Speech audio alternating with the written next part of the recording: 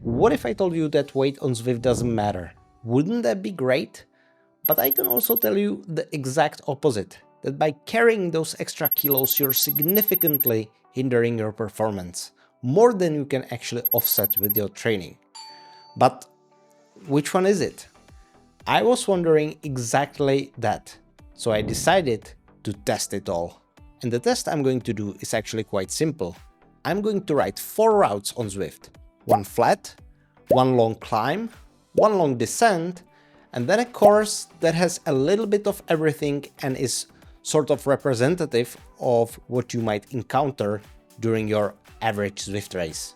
And I'm going to ride each of those routes twice, once with my weight setting set at 80 kilos, once with it set at 70 kilos, and that is going to be actually the only variable in the test. Otherwise, I'm going to do all the riding at flat 200 watts in erg mode, and I'm going to ride on a time trial bike with the same wheels, so there is no drafting effect from other riders riding around me. For the flat test, I selected the Tempus Fugit route as it is the flattest route on Zwift, and I'm actually going to go from banner to banner. For the climbing test, I'm going to do Alpe de Zwift. For the descending test, I'm going to do Alpe de Zwift again, but from the top to bottom. And for the mixed ride, representative of your average Zwift race, I'm going to do Downtown Titans, which is about 25 kilometers long, has about 250 meters of elevation, and it's got some climbs, some descents, and some flat riding. So let's hop straight to the first test. This is going to be on the Tempus Fugit and it's flat as a pancake, so I'm not expecting any major difference because on the flat sections of the road, weight doesn't play big importance. The main two factors that are influencing your speed are your raw wattage and your aerodynamics. You could argue that a person who is lighter is probably going to be more aerodynamic, but the influence shouldn't be that big. Of course, that's the theory for outside, and on Zwift it might be a little different. So what I'm going to do is I'm going to measure the time for both these rides, both at 70 kilos and 80 kilos. I'm going to calculate the difference. I'm going to extrapolate the difference to 1 hour of riding in such terrain, and I'm going to see how much of a difference does 1 kilogram of weight make. The second test in the pipeline is climbing up the Alpe de Zwift, and this is going to be the test where the weight penalty is going to be the most severe, because when you are climbing, you are getting impacted by gravity holding you back. So you need to overcome that gravity, and that's where watts per kilo come into play. So on flat riding, watts per kilo shouldn't make much of a difference if you are riding the same wattage, but on the climbs, watts per kilo are way more important. And the third test is going to be the descent on Alpe de Zwift, and it should be actually the exact opposite of the climbing test, because once again, gravity is heavily impacting your ride, but this time when you are descending, it should help you. So the heavier you are, the faster you should go. In theory, we will see how it goes on Zwift. And this is the fourth test, and in my opinion, it is by far the most important test of the 4, because compared to the previous 3, this is the proverbial real-world scenario. How often do we ride just on flat terrain or just Alpe de Zwift?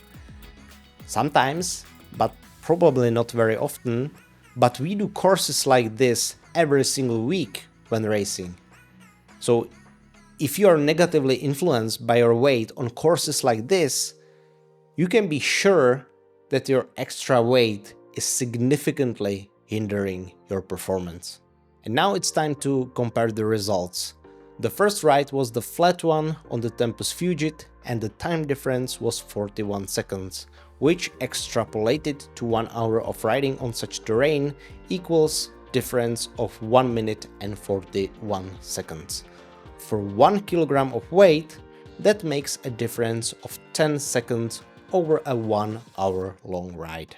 The second was the climbing test on Alpe de Zwift, and here the difference between the two rides was 8 minutes and 19 seconds, which over a course of an hour makes the difference of 7 minutes and 11 seconds. So for 1 kilogram of weight, over an hour you are losing 43 seconds. The third ride was the descending test on INDOOR ZWIFT, and here the difference between the two rides was actually 7 seconds, which extrapolated over 1 hour of riding makes a difference of 45 seconds, which means that for 1 kilogram of riding over an hour on descent like this, it makes a difference of 4.5 seconds. And the most important results is on the fourth test on Downtown Titans, and the difference between the two rides was 2 minutes and 5 seconds, which extrapolated to 1 hour of riding makes a difference of 2 minutes and 56 seconds, which means that for 1 kilogram of weight over 1 hour of riding, you are losing 17.5 seconds. So now we know the results and it's time to draw some conclusions. And let's actually start with the case where being heavier was actually an advantage, and it was the descending test on INDOOR ZWIFT.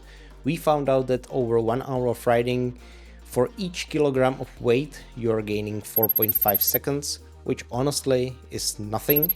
You will never descend for 1 hour straight, and even if you are doing some descending races, and I'm not actually aware of any that take place on ZWIFT, the advantage is so negligible that I don't think it's worth gaining weight for your performance, honestly. And the other extreme is the climbing, and here you will feel every single bit of an extra weight. We have found that over 1 hour of riding on INDOOR ZWIFT, each kilogram of weight is going to slow you down by 43 seconds. So if you are doing a lot of climbing races, make sure to get that weight under control, because it's going to be way more efficient than basically any training that you can do. On flat road, the difference was a little higher than I expected.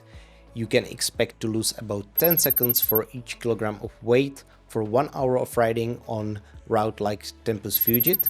I didn't expect such difference because, as I said, weight technically shouldn't really matter, but it is entirely possible that this difference is caused by the in-game aerodynamics.